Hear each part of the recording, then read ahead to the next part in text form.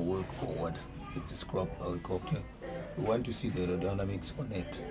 The arrow, which means vacuum, we want to see if the top one blade can work with the top because it goes 12,000 RPS.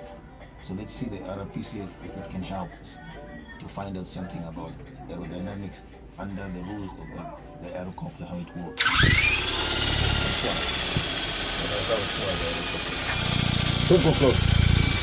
Cut your bow. So you can see one.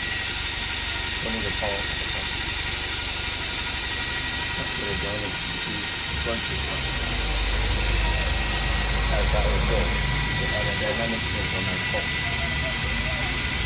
So the vacuum wants to lift it up, but there's a little bit power.